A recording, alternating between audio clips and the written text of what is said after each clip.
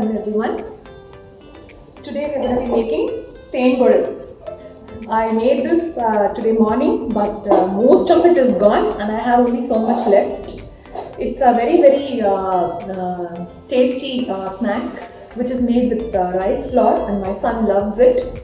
So I don't make it that often because it's fried deep in oil, and it's not once in a while. It's good to have it though, and because it's homemade, it's very tasty. I wanted to post the recipe of the tenguril during Diwali time, but I got so busy I couldn't post it. So I thought I'll post this recipe now, and since it is very easy to make and can be made in a jiffy, I thought I'll post it today. We need only two main important ingredients for this: the rice flour and the urad dal flour. I did not go to any flour mill to get the rice pound. I just bought ready-made rice flour and ready-made urad dal flour from a supermarket here. If you don't get ready-made urad dal flour, you can grind the urad dal flour at home itself. Today we've made this tenguril with 5 measures of rice flour and 1 measure of urad dal flour and a little bit of butter to add a lot of crunch to the tenguril, and we're frying them in hot oil with the tenguril press. So let's see how we'll make this. In a clean and dry pan, let's take a measure of store-bought urad dal flour and 5 measures of rice flour. Okay, let's mix it very well. 5 measures of rice flour and 1 measure of urad dal flour. So these two are the main ingredients for making tenguril murukku.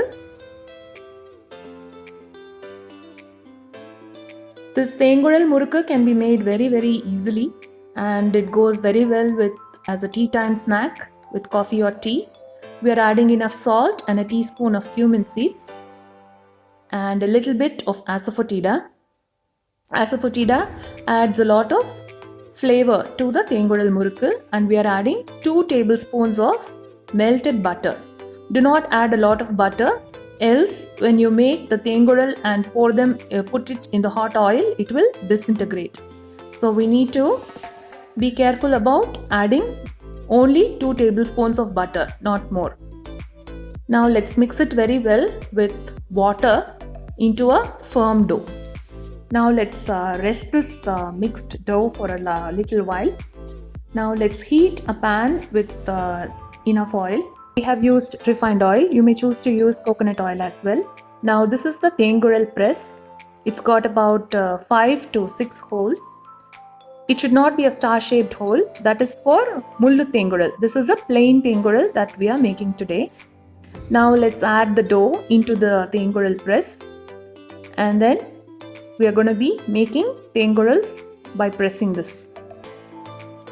So once you can press the tenguril on top of a ladle. We have applied a little oil on top of it so that when you drop it into the hot oil, it doesn't stick to the oil.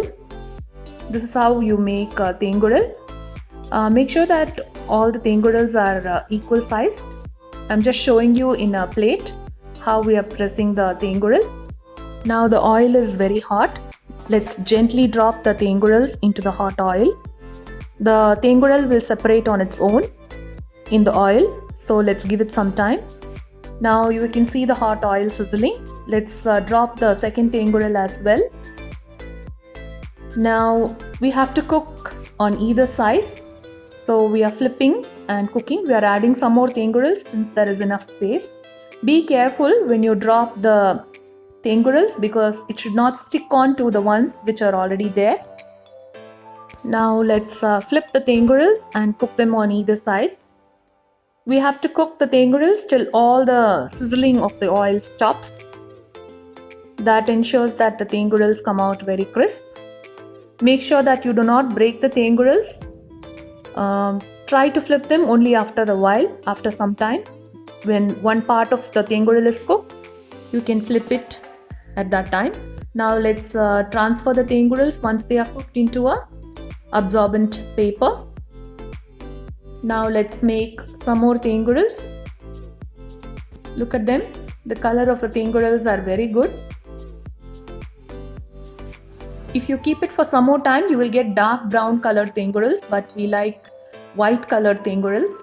Don't worry, they are cooked very well because we have cooked till all the sizzling of the oil has stopped. Now let's transfer all these tenguels to a container once they are cool.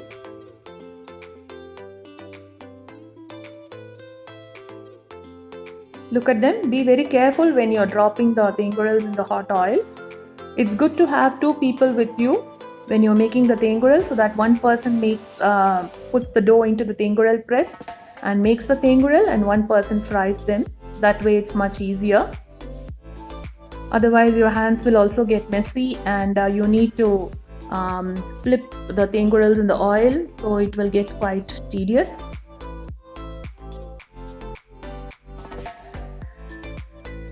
Now look at all the tenguels. They've come out very well. They smell so good. For this quantity, we got about 30 to 35 tenguels, almost the same size. Since this is very tasty, it might not stay longer. So look at this in a better light. I'm showing you. The tenguels are ready to eat with the tea or coffee. Thank you so much for watching our video, and my namaskarams to everyone.